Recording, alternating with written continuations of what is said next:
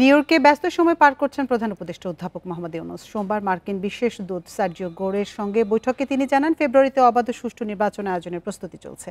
স্থানীয় সময় মঙ্গলবার সাধারণ পরিষদের অধিবেশনে যোগ দেবেন তিনি। এছাড়া বিশ্ব ব্যাংক প্রধান ও WTO মহাপরিচালকদের সঙ্গে বৈঠক করবেন। আর সন্ধ্যায় যোগ দেবেন প্রেসিডেন্ট ট্রাম্পের দেয়া সংবর্ধনায়।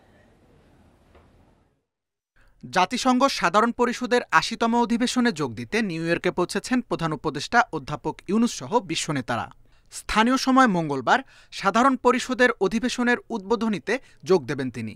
আর শুক্রবার বিশ্ব দরবারে তুলে ধরবেন বাংলাদেশ ও তার সরকারের অবস্থান এবং কর্মকৌশল। স্থানীয় সময় সকালে বিশ্ব বাণিজ্য সংস্থার মহাপরিচালকের সঙ্গে বৈঠক করবেন প্রধান উপদেষ্টা। আর সকাল ১১টায় বিশ্বব্যাংকের প্রেসিডেন্টের সঙ্গে বৈঠকের কথা রয়েছে।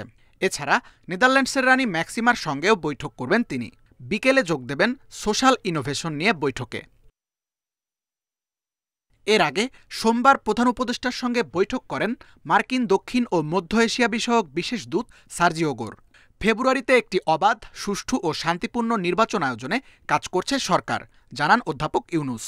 আর রোহিঙ্গাদের জন্য সহায়তা অব্যাহত রাখার আশ্বাস দেয় যুক্তরাষ্ট্র।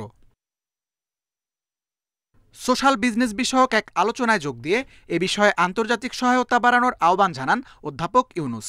এছাড়া তার সঙ্গে সাক্ষাৎ করেন বেলজিয়ামের রানী ম্যাথিল্ড, ব্রিটেনের সাবেক প্রধানমন্ত্রী গর্ডন ব্রাউন এবং IMF-এর প্রধান ক্রিস্টালিনা জর্জিয়েভা। এছাড়াও নিউ ইয়র্কে বন্দুক হামলায় নিহত বাংলাদেশি বংশোদ্ভূত মার্কিন পুলিশ কর্মকর্তা দিদারুল ইসলামের পরিবারের সঙ্গে সাক্ষাৎ করেন তিনি। Tanvir Ahmed, independent news, Dhaka.